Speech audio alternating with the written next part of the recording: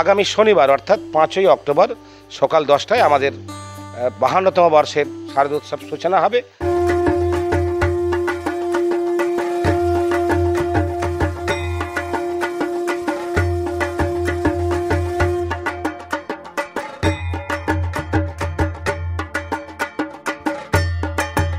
কোলাঘাট সংকেত এবং ছাত্র সংঘের আয়োজনে শারদোৎসব 52তম বর্ষে পদার্পণ করলো।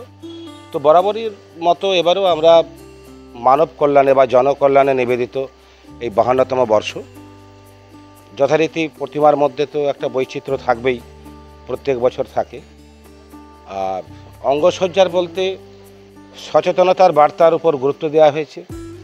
বিশেষ করে গত 3 বছরে এই কোলাঘাট এলাকাতে প্রায় 32 জন মানুষ পথ দুর্ঘটনায় মারা গেছে, যেটা খুবই চিন্তার এবং উদ্বেগের বিষয়।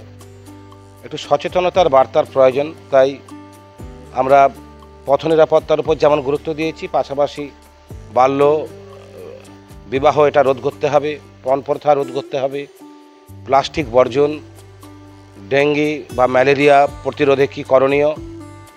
পুজোর সময় বহু মানুষ বেরোয়, তাদের সামনে এই বার্তাগুলো আমরা তুলে ধরার চেষ্টা করছি, যাতে একটা সামাজিক বার্তা দেওয়া যায়। আর উদ্বোধনে এটা তো থাকছে অনাড়ম্বর অনুষ্ঠানে উদ্বোধন করবেন বা মঙ্গলদ্বীপ প্রজ্বলন করবেন। প্রথমেই বলি, সুচন্দ্রা সামন্ত, যে জন্মলগ্ন থেকেই দুর্ভাগ্যের শিকার, হাঁটাচলা করতে পারতো না, হাত পা সব কিছু অস্বাভাবিক ছিল।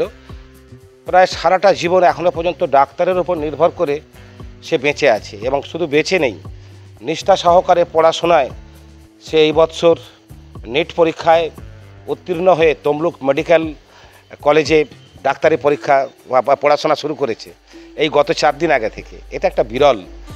তো আমরা তাকে ডেকেছি, সে মঙ্গলদ্বীপ প্রজ্বলন করবে। আর ডেকেছি সুনিতা ভার্মা, একজন কলেজ ছাত্রী, প্রথম বর্ষের ছাত্রী। তো সে পরীক্ষা দিতে যাচ্ছিল কলেজের, ট্রেন দুর্ঘটনায় তার 2টো পাই বাদ যায়। তাকে এই পুজো কমিটি থেকেই আমরা কৃত্রিম পা করে দিয়েছি, সে এখন হেঁটে কলেজ যাচ্ছে। 1 বছর আগে হয়েছিল, এখন সে হেঁটে কলেজ যাচ্ছে। কৃত্রিম পা করে দেওয়া হয়েছে, এখন 1 মাস হয়নি। তাকে ডেকেছি, সে তার মতো মঙ্গলদ্বীপ প্রজ্বলন করবে।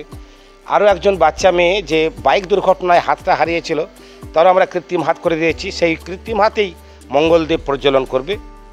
আর বিজয় খাড়া, আমার কোলাঘাটেই বাড়ি, সে এখন কলেজ ছাত্র, হুইল চেয়ার নির্ভর, বিশেষভাবে সক্ষম জীবন, কিন্তু এই অবস্থাতেই সে দক্ষ চিত্রশিল্পী হয়ে উঠেছে।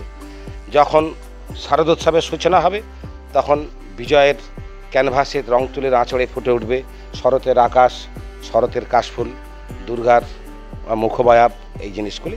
আরও সহযোগী অন্যান্যরা থাকছেন।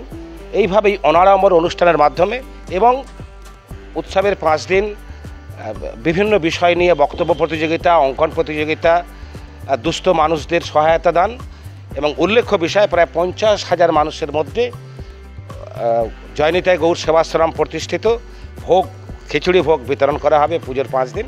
আপনাদের সবাইকে আমন্ত্রণ, সংকেত এবং ছাত্র সংঘ শারদোৎসব প্রাঙ্গণে।